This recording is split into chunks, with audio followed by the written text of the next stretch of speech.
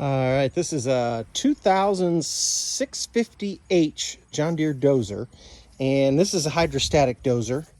Pumps, motors, and each motor has a speed sensor for the output of the motor.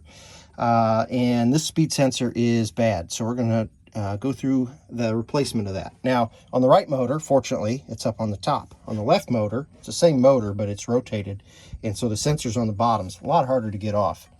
Now, I've already taken off this little protector, and it's got a slot here that engages in these flats on the sensor and protects the wires, etc. And so the sensor has to be clocked just right to be able to get this on there. You can put it on this way, or you can put it on that way. It doesn't matter. We'll talk about that when we get to it in a little bit. Now, as you notice, kind of in the middle of some repair here. No cab, no fuel tank. Normally the fuel tank's here, so you can't do this. But this presents a unique opportunity for us to talk about this. So normally when you're replacing it, you're going through the back here. But I'm going to give you a show from here, make it easier to see. Now, I have cleaned this off here. I've taken a little pick and I've run around there and got all the gook out of there. Actually got all the gook out of there and kind of scraped around it. And then I sprayed it with parts cleaner. And I got this real clean because, you know, you're going to knock some stuff in there if you don't have that clean. It's just one harness, that's off. You can see this sensor, the wires are all munged up. Not a great sensor. But let's talk a little bit about that sensor and how it works. Now, this is the sensor from John Deere. This is an AT360573. Okay? An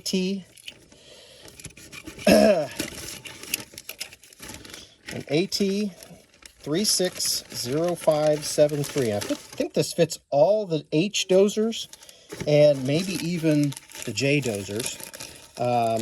There's on the 450, 550, and 650, there's one of these each for the two wheel motors. And I've got a real early machine, so this sensor is also up in the front pump to tell engine RPM. I'm going to take this off of here, but we're actually going to put it back on here in a minute. Let me show you how this sensor seals, because that is the most important thing. So there's two sets of threads. There's these threads, and then there's the threads back here for the locking ring. And then there's also this O-ring. It slides on there, okay? The most important thing to remember here is that you want this slid back, and you want the O-ring pushed up, okay? This is the mistake that most people make, especially when they take a sensor out that's been used and try to put it back in. You screw this into the housing, and in the housing there is a recess that O-ring pushes into. It's kind of an angled recess. So you push this, you get this sensor turned in, and there is a tone ring, okay? This is like a proximity sensor, a Hall effect sensor. And there's a metal ring in there with maybe 100 teeth or so. This needs to be very close to that tone ring to sense when it's going around. So you screw it in there until you touch the tone ring. You can feel it bottom out. You just do that by hand, and then you back it out a half a turn, and that gives you a fixed, distance in there. It's actually half to one full turn. We'll talk about that in a little bit. And then I try to push this O-ring up there into that groove, and then you tighten this sealing ring, and that pushes that O-ring into the groove and forces it to expand out and in, and that does all of your sealing. None of the sealing is done on this thread.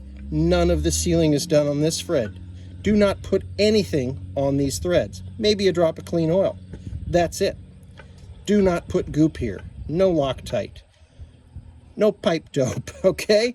It doesn't seal on the threads. It seals on the O-ring. Now, what people do sometimes, they've got a sensor, and it's in there. They're using it. For some reason, they take it out, put it back in.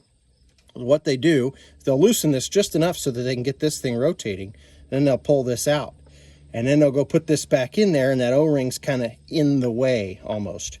You need to back the sealing ring off, push the O-ring back. You can also replace that O-ring. There's nothing special about it. It is a regular, probably Buna N O-ring. You could go down to AutoZone and buy a you know, a green Viton ring for air conditioning. And as long as it's close, it's going to work. Okay. So this sealing ring here is aluminum. Don't mess it up. It takes an 11/16 wrench. Use the right wrench. Okay.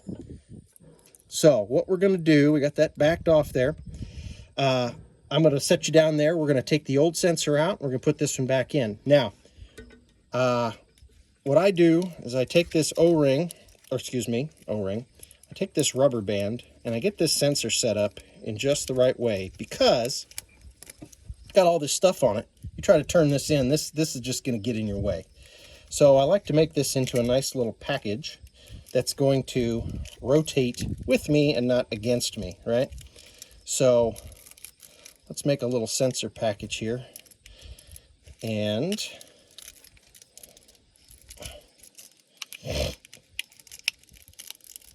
get all that stuff out of the way for now. So now when we turn the sensor in, this is going to go with it, right? It's going to let us turn it nice.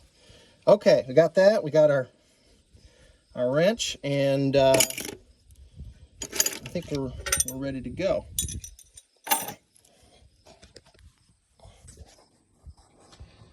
So there's the existing sensor. Something else to remember here is there's oil in there. There's transmission fluid in there, and it's going to come out. So have your finger at the ready, your tools and everything. Okay.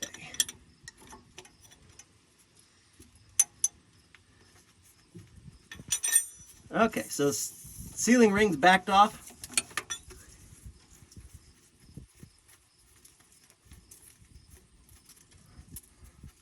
We are ready. We're going to get some oil coming out here. Oop, there we go. Finger at the ready, right? We'll take a little of that oil. Put a little of that oil on the threads there. Okay. Of course, now it's all dirty. And it's about to rain, so let's get this done. Okay, we're ready. Back in there. Turn the whole sensor.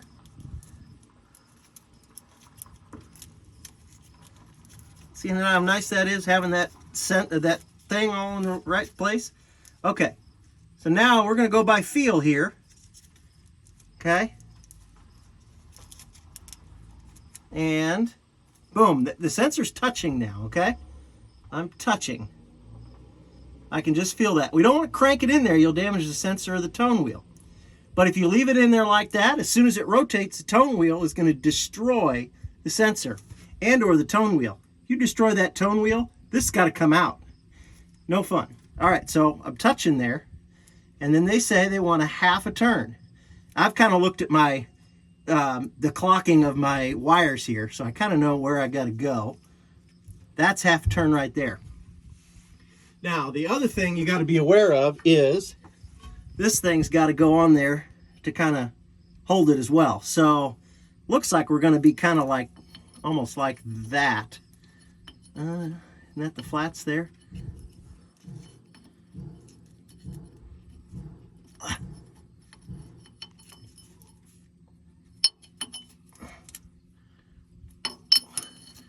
So you almost got to be aware of where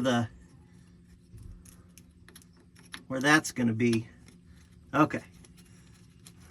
And now I actually going to have this started.